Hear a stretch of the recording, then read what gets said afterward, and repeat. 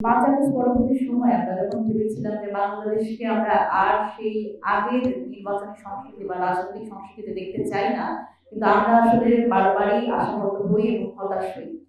আমরা দেখছি যে যেই সন্ত্রাস, হামলা এবং হুমকির রাজনীতি বাংলাদেশে ছিল এবং নির্বাচনকে কেন্দ্র করে এই ধরনের সহিংসতা বাংলাদেশে ঘটে এসছে, আমরা ভেবেছিলাম যে এবার হয়তো প্রত্যেকটি রাজনৈতিক দল সেই জায়গা থেকে নিজেদের একটু পেছনে রেখে আবার নতুন করে ভাববে, কিন্তু আমরা দেখছি যে কুমিল্লা ৪ আসনে গত ২ ফেব্রুয়ারি দেবিদ্বারে সেখানে এনসিপির একজন প্রতিনিধি, তার উপরে কিন্তু ছুরিকাঘাত হয়েছে, তার উপরে হামলা হয়েছে এবং সে নির্মমভাবে আহত হয়েছে।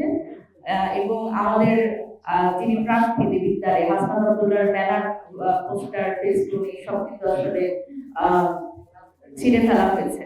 সুতরাং এই যে এবং এটি আসলে বিএনপির যারা চিহ্নিত এলাকায়, আপনারা জানেন যে স্থানীয়ভাবে আমাদের যারা আছে তারা সবাই আসলে চেনেন, তো সেই জায়গা থেকে বিএনপির এই সন্ত্রাসী হামলা, এই হামলার আমরা কিন্তু আবার সেই পুনরাবৃত্তি দেখছি। এবং দেখেন নরসিংদী ২ নির্বাচনী আসনে আমাদের এনসিপির যে ক্যাম্পেইন, সেই ক্যাম্পেইনে দেখা গেছে যে পোস্টার, ব্যানার এইসব ভাঙচুর করেছে এবং আবার আমাদের আসবাবপত্র যে নির্বাচনী অফিসের সেই আসবাবপত্র কিন্তু নষ্ট করেছে। আমরা দেখেছি যে নারায়ণগঞ্জের ২৫০০-এ জামাত ছেড়ে বিএনপিতে যোগ দেওয়ার প্রস্তাবে রাজি না হয় জামাতের কর্মীর বাড়িতে হামলা করে ৬ জনকে কুপিয়ে জখম করা হয়েছে।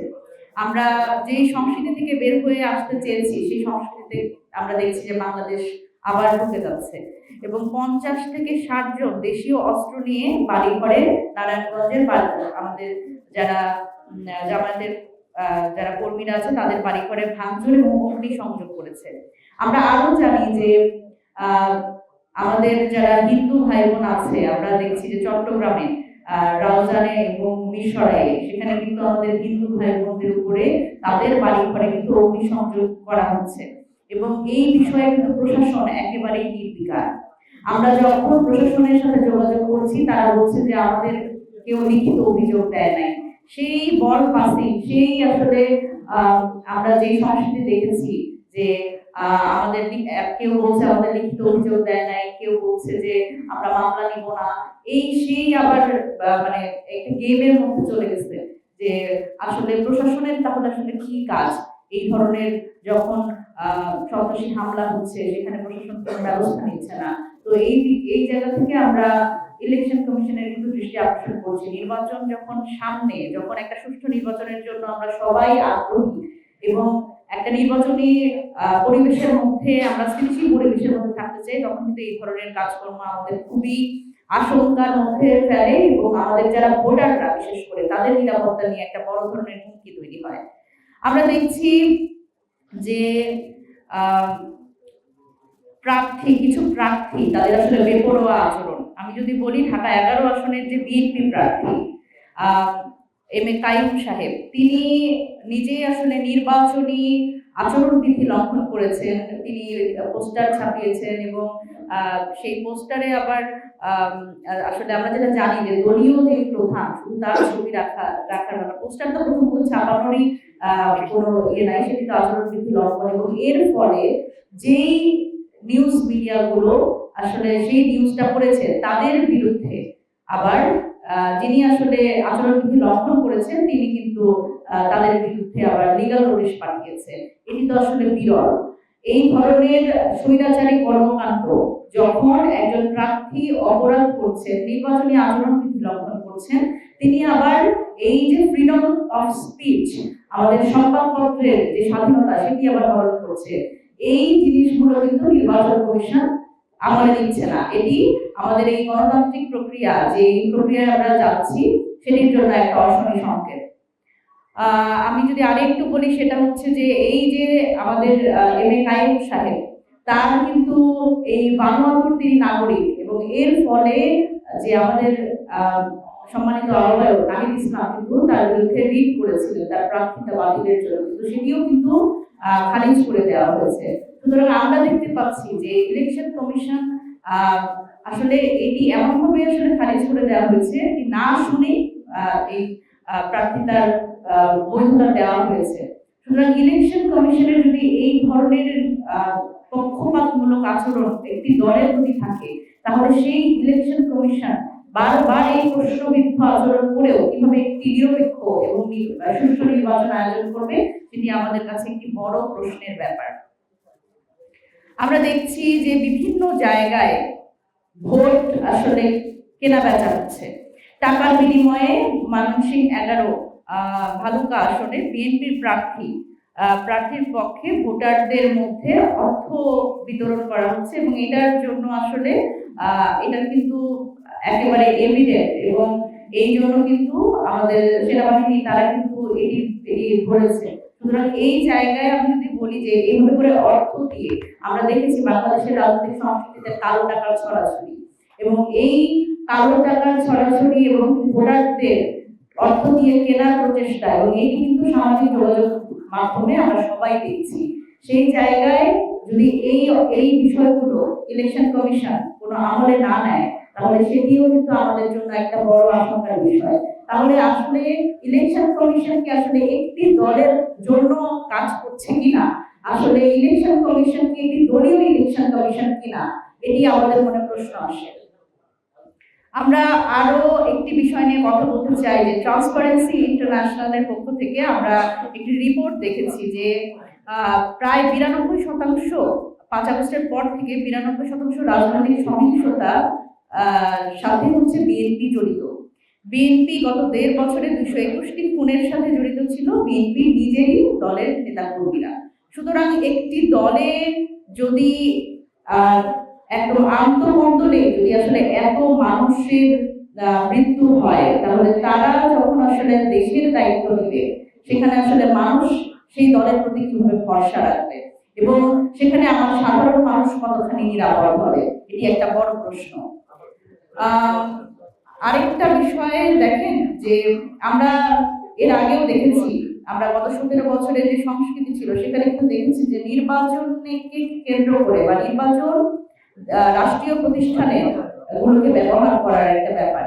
আমরা দেখছি যে সেনাবাহিনীর বডি অন ক্যামেরা ও ব্যক্তিগত তথ্য, এই যে ভিডিওগুলো, এগুলো কিন্তু আমরা দেখছি যে লিক হয়ে যাচ্ছে। আর এই ভিডিও কিভাবে করে বিএনপির তথ্য প্রযুক্তি বিষয়ক সম্পাদকের কাছে আমরা পাই, আমরা সোশ্যাল মিডিয়াতে দেখি যে ব্যক্তিগত তথ্য বা এই যে রাষ্ট্রীয় প্রতিষ্ঠানকে ব্যবহার করে এই তথ্যগুলো বের করে একটি দলের গুরুত্বপূর্ণ নেতারা তারা আবার এই জিনিসগুলো শেয়ার করছে। সুতরাং নাগরিকের তথ্য, সেই তথ্যগুলো আসলে সত্যিকার অর্থেই আমাদের সংরক্ষিত কিনা, বা সেটি আসলে যে কোনো ভাবে যে কারোর কাছে চলে যাচ্ছে, এটি তো একটি আমাদের ব্যক্তিগত তথ্যের একটা আমাদের সুরক্ষা এখানে নাই, এটা আমরা একদম স্পষ্টভাবে বুঝতে পারছি। এবং এটা আসলে কারা লিক করছে, এবং আমাদের এই রাষ্ট্রীয় প্রতিষ্ঠানগুলো তাহলে আসলে কারা ব্যবহার করছে, কাদের পক্ষে ব্যবহৃত হচ্ছে, এটি একটি বড় বিষয়। সুতরাং এই বিষয়গুলো আমরা একটু সামনে আনতে চাই। এবং আরো একটি বিষয়, সেটা হচ্ছে বাংলাদেশ ব্যাংক কর্তৃক কৃষি ঋণের তথ্য চাওয়া। আমরা শুনলাম যে একটি জনসভায় বিএনপির চেয়ারম্যান তারেক রহমান বলছেন যে বিএনপি সরকার গঠন করলে 10,000 টাকা পর্যন্ত কৃষি ঋণ মওকুফ করা হবে।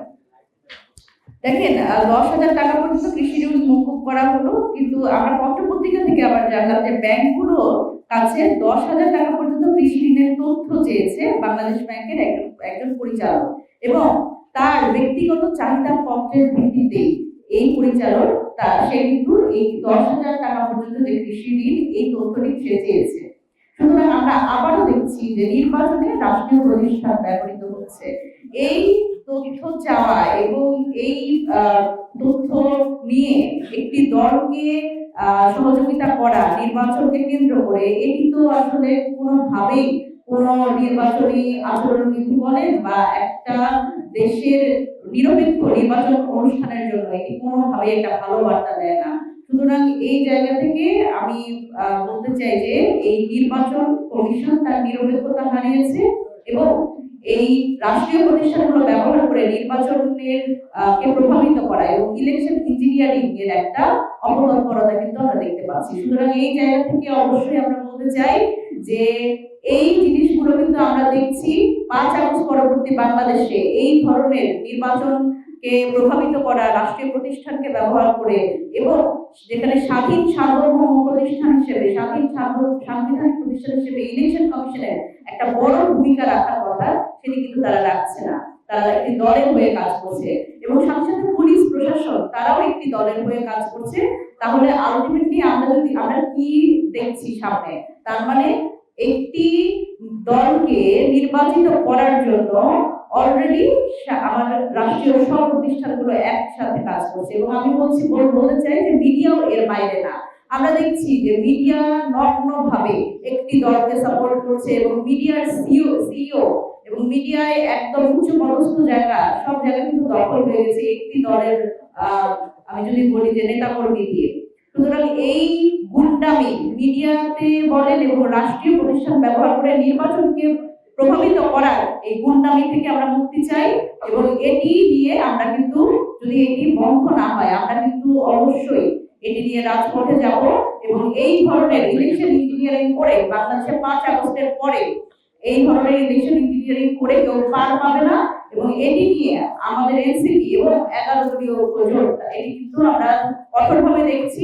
আমরা এটি নিয়ে রাজপথে আন্দোলন করব, এবং আমরা কিন্তু নির্বাচনের পর্যন্ত আমরা খুব ধৈর্য সহকারে এই বিষয়গুলো দেখছি। এটি যদি বন্ধ না হয় আমরা এর বিরুদ্ধে ব্যবস্থা নিব।